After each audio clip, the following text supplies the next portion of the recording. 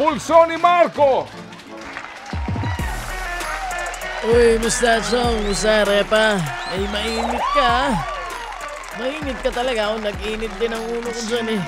Lalo na nung paulit-ulit niyang sinasabi na wala daw epekto yung naganap na strike nitong mga kakusa kong mga driver. Eh, bakit nga nagsuspindi ng klase? Eh, gagamitin ko lang yung sinabi ng isang senador kahapon sa hearing. Ay, pwede ko ba yung sabihin dito? Gina tayo eh. Nakapikong ka na ha? Yun ang gusto kong sabihin dyan sa issue na yan. Ano ba? Parang hindi ko maituloy. Nakakapikong ka na. Parang may pumipigil dito sa dila ko. Wala. Yung sinasabi kasi pinagloloko nyo kami. Kung walang naapektuhan, eh bakit nga may class suspension? Ano yun? Napapaliw lang yung mga eskwelahan kaya nagsuspindi ng klase? Pinagloloko nyo yung taong bayan. Gina! Ha? Eh, tuwan-tuwa ka na naman. Ginagawa mo na naman akong payaso. Daming payaso sa gobyerno, ano? Ang dami nangyari kahapon, Repa. May chismis na palitan ng liderato. Merong disbarment. Disbarment ba yun? May S ba yun? Disbarment case. Meron ding pang-iisnab pa rin ni VP Sara dun sa nangyayaring lower house hearing. Katapos, sabi niya fake news daw yung nandoon siya sa Calaguas Island. Pero ang pinakamaingay pa rin, yung hindi matapos-tapos na mula sa Pogo hearing. Di ba? Ang tagal na niyan. Kailan ba matatapos yan? Sabi kanina ni Sen JV. True. Kung sila daw ang tatanungin, eh gusto na nilang tapusin. Pero kasi nga may bagong karakter na naman, eh di hindi na naman nila matapos. Kada araw, kada bagong hearing, nadadagdagan ng karakters. Kailan lalabas ba yung yung ultimate kontrabida? Ayun na inaabangan ko eh. Naiinip na ako. Naiinis na ako. Paikot-ikot na lang tayo dyan. Kailan ba ending yan? Ay doon sa napanood ko kahapon eh, meron na kayong meron kayong interpreter. Asa ng subtitle niyan para mas madaling panoorin. Eh ito na nga yung kahapon, nag-alok na nga ng closed door meeting itong mga senador kay Alice Go na ang tawag ni Senator Jinggoy Alice kasi sinungaling daw. Sa pahayag ngayon ni Senator Risa, parang wala pa rin silang napala. Wala silang napiga. Tama. Hindi pa rin yata nila nakuha kung Tama sino naman. yung most guilty. Baka naman pinapahaba na lang ni Alice yung oras para hindi siya idiretso sa selda. Speaking of selda, ay nagulat daw. Nabalitaan mo iyon? Nagulat si Alice nang makita niya yung selda sa Pasig City kung saan siya mamamalagi. Alam mo yon? Nabalitaan mo? Sagot!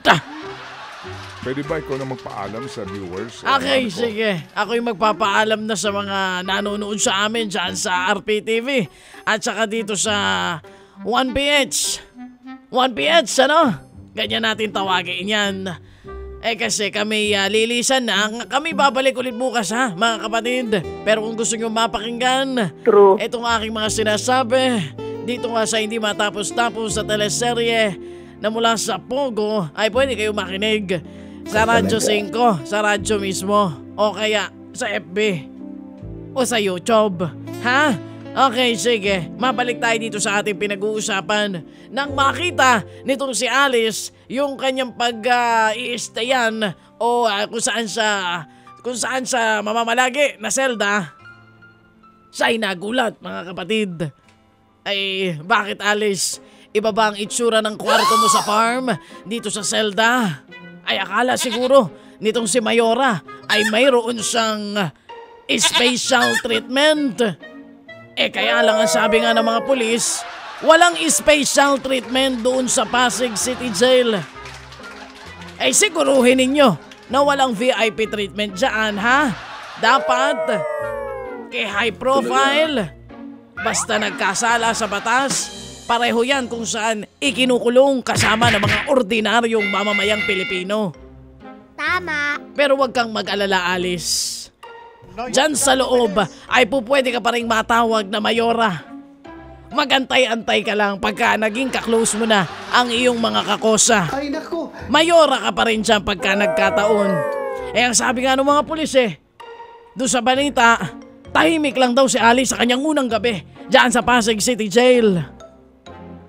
At sinasabi daw nila doon sa kanyang mga kakosa na kausapin ninyo para hindi naman ma-outcast. Naninibago nga kasi si Mayor Alice. Mantakin mo, hindi ba't after nga noon, nung nagpunta siya sa Senado, pumayag na siya sa executive session. Kaya kung ako sa inyo, kung ako sa inyo, ilagay nyo sa normal na kulungan yang mga iniimbestigahan ninyo. Ay tignan ko lang kung di magsipagsalita yung mga yan. Ba isang araw nyo lang ikinulong doon sa Pasig City Jail ay nagpa-executive session na, pumayag na. Ay ba't di nyo gawin yan doon sa iba? Gawin nyo kay Tony Yang, gawin nyo kay Cassie Ong, gawin nyo pati kay Sheila Go, sa kanilang lahat. Gawin ninyo. Bakit ka tumatawa? Seryosohin nyo ako dito. Kasi ang tagal na nito wala pa tayong nahihita. Ano ba mangyayari dyan? Pera ng bayan yung ginagastos ninyo araw-araw, hindi ba sa inyong mga pangkain at sa mga panghiring-hiring na iyan? Okay, so sana naman bandang dulo ay meron talaga po tayong mahita dito sa nangyayaring hearing na hindi na nga matapos. Ay, last na lang, Repa. Para sa ating mga kagalang-galang na mambabatas sa Kongreso na hanggang ngayon pinagpipilitan pa rin ang pagpunta ng Vice Presidente dito sa budget hearing. Ay, ang popogi nyo, Tigilan nyo na ang kapipilit. Hindi nga pupunta. Pogi ka. Just give her what she deserve. Bakit? Kung magkano ang kailangan para mapatakbong opisina, yun na lang ang ibigay ninyo. Bakit Puro mo kayo ako ganyan. kinu-crucify? Preskon pa kayo. Ha? Umahaba ang airtime ninyo. Ibigay nyo na kung magkano budget ang ibibigay ninyo. Yan ang sinabi ko sa'yo kanina. Ayaw mo maniwala sa akin Aabot talaga tayo. Ay, matanong lang kita, Repa. Last na lang. Kasi OT na tayo. Repa, kapag na-impeach si Sara, ay sinong papalit sa kanya? I-appoint. Mag-a-appoint na presidente mula sa mga senador. Mula sa mga senador. Ay, sinong gusto mong maipalit? Sinong gusto mong maipalit? Wala. Ay, okay. Madali kang kausap. Ay, peace out. Ted Filon at DJ Chacha. Ngayon, nasa Radyo 5, 92.3 News FM. Monday to Friday, 6 to 10 a.m.